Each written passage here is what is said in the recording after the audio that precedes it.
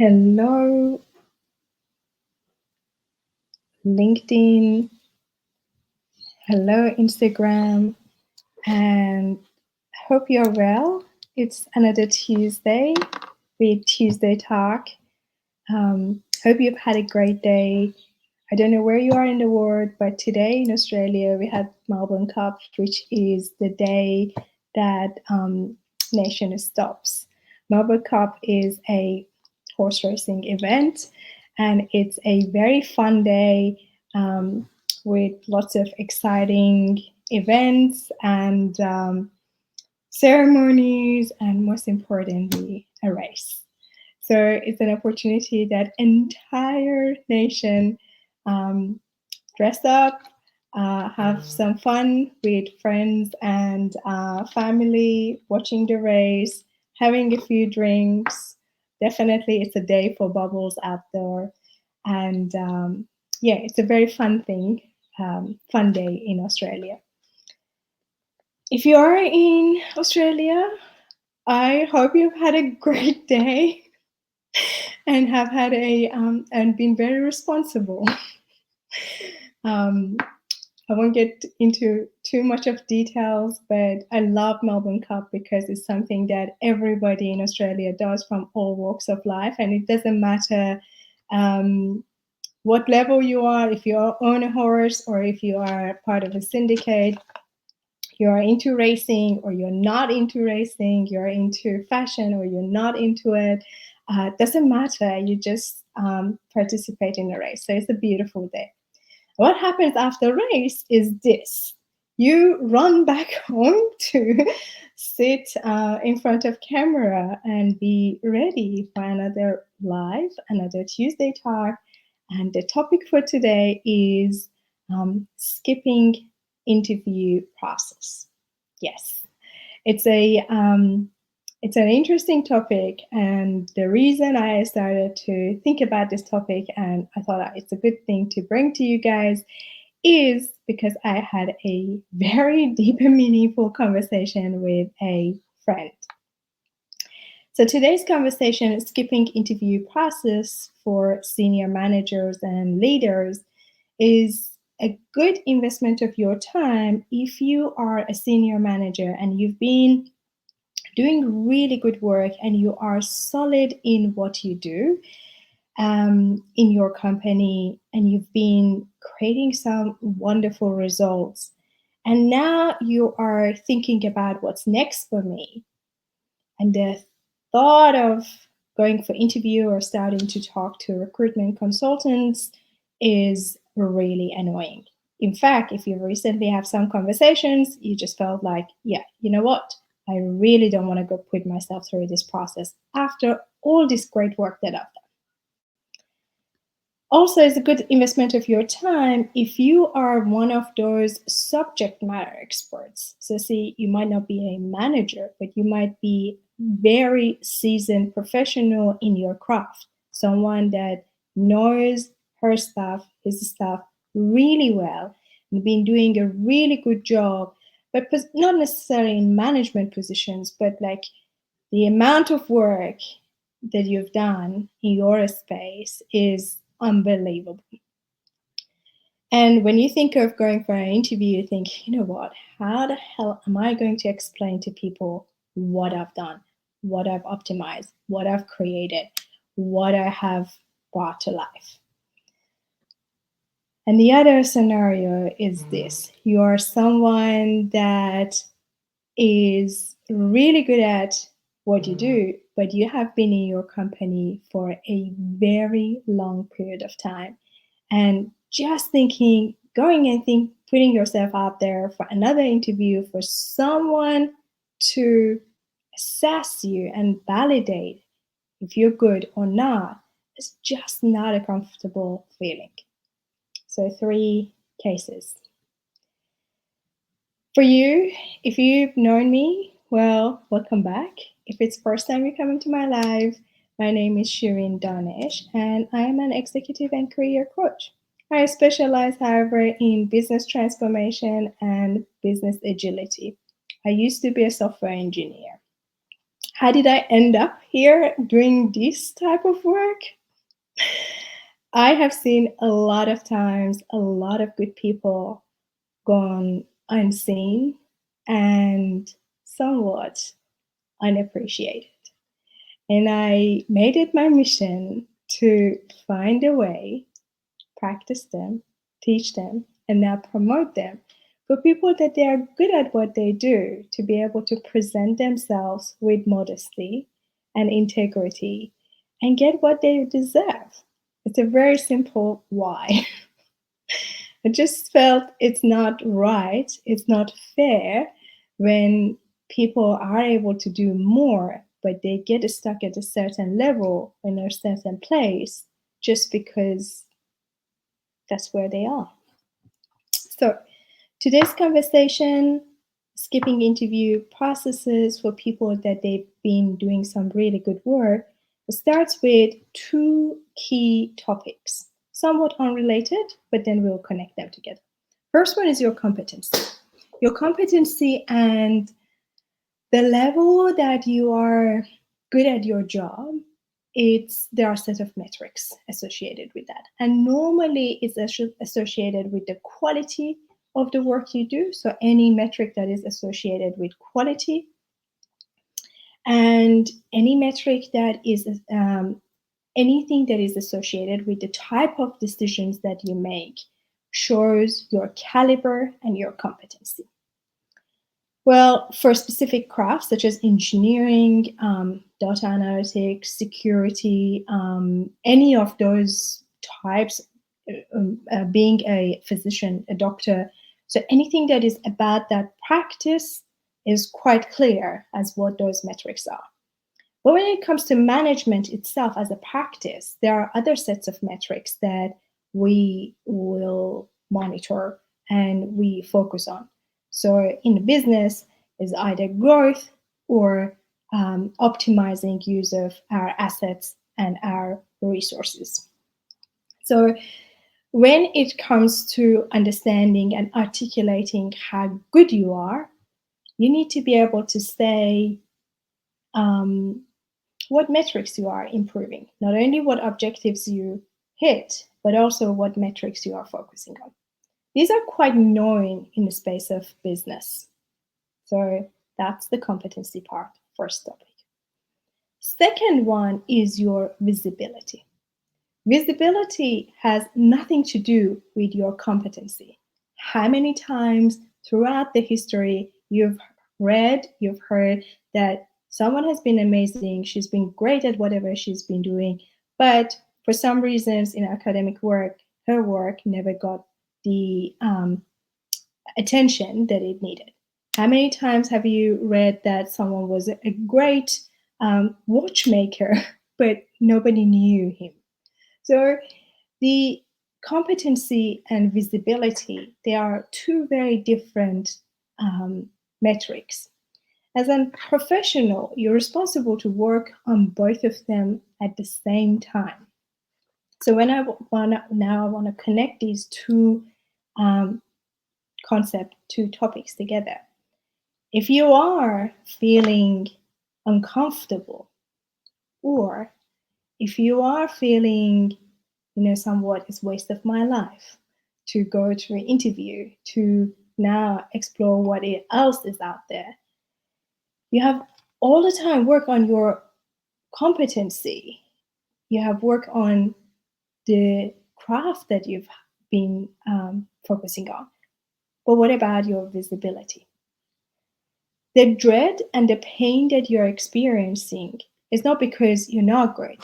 And it's not because the other side, let's say the recruitment consultant or even the company that you would like to join them, they don't care about you, or they are degrading you, or they're looking down at you. None of that. It's just because you have not worked on your visibility and articulating what you are good at. So who's responsible for that? Working on your visibility, working on building your network, it is one aspect of your career development.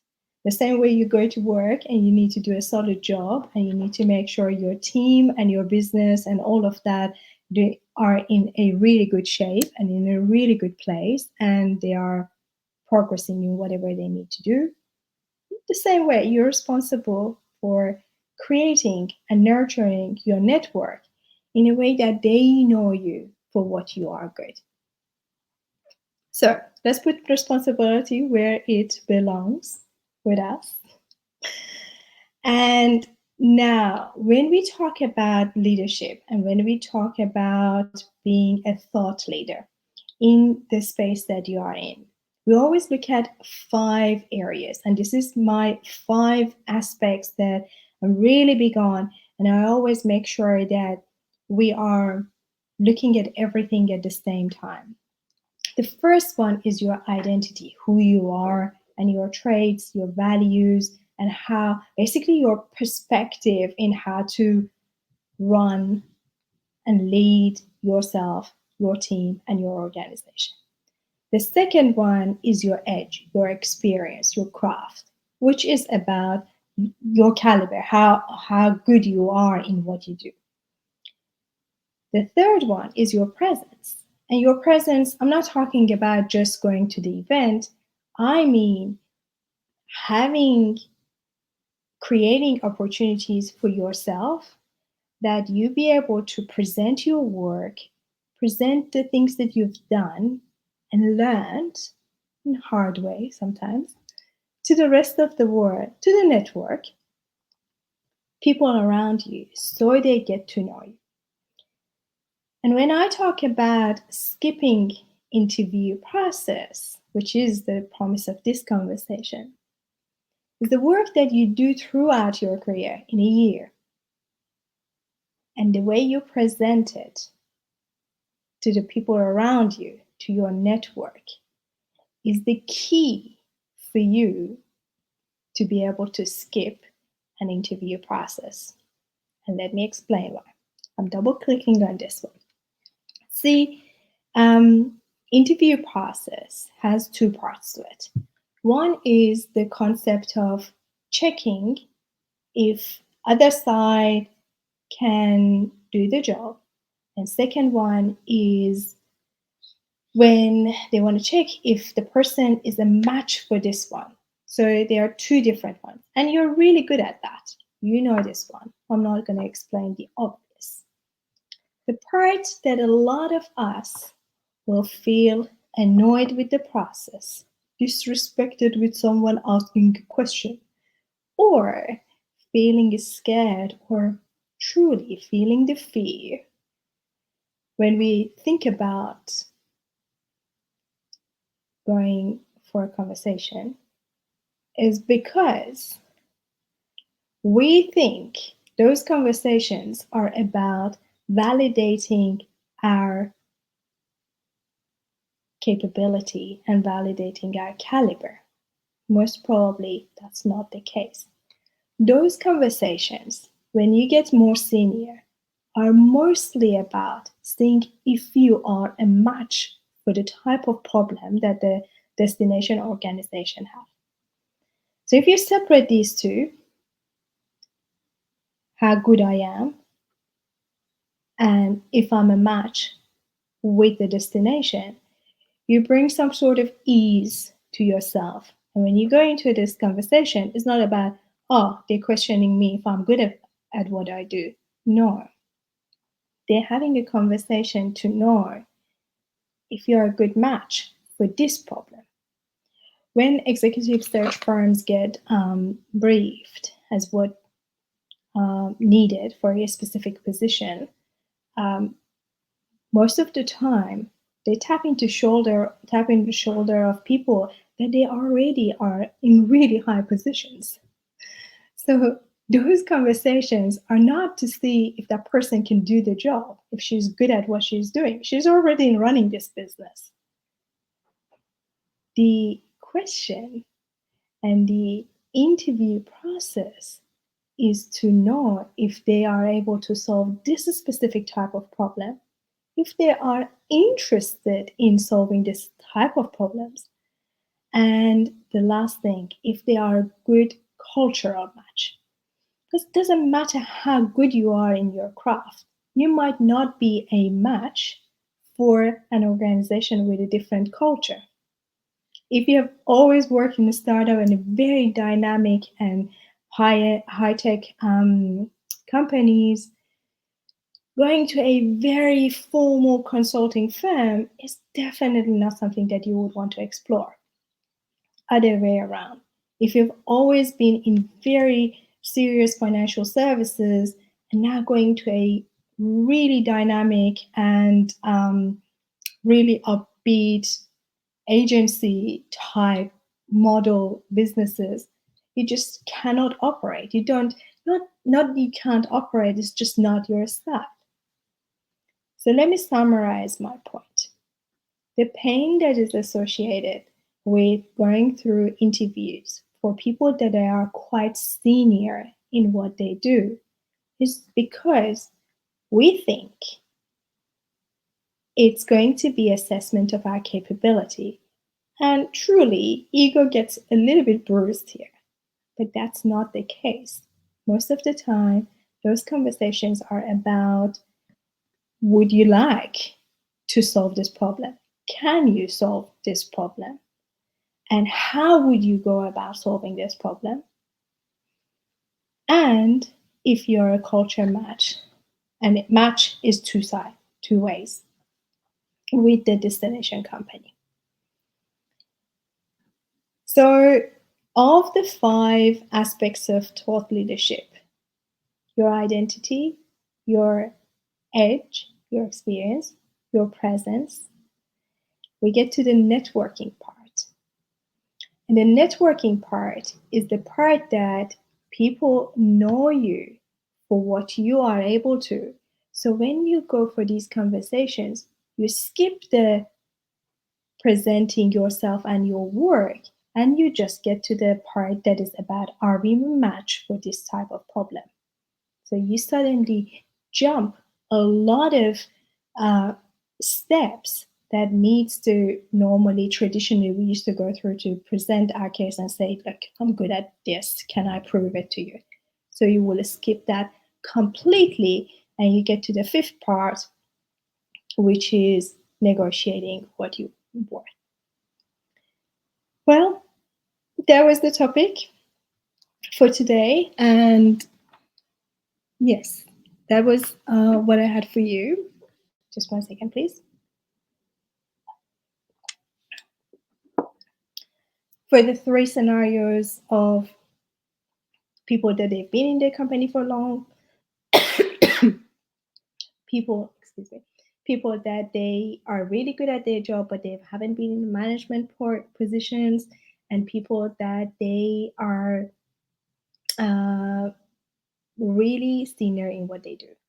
Have in mind that your competency and your visibility are 2 very different things. Responsibility of working on your visibility is on you. So just do it.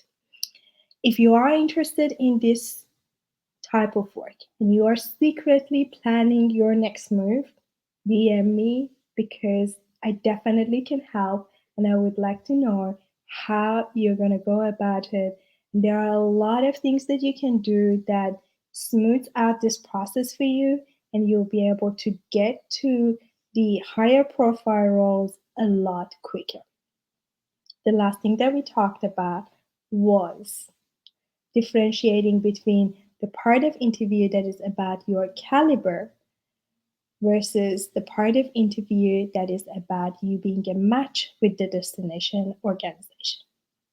If you have worked on your networking, you will be able to skip a lot of those parts that is about validating your skill set and jump directly to the part that is about if you are a match. Sounds simple, but most of the time we get stuck in the first part and we think that every single interview is going to be a pain. That's not the case. And I promise you, there are ways to simplify and to skip the steps easily. Well, my friend, That's it. I will talk to you next time, next Tuesday, same time, same place. Have a good one.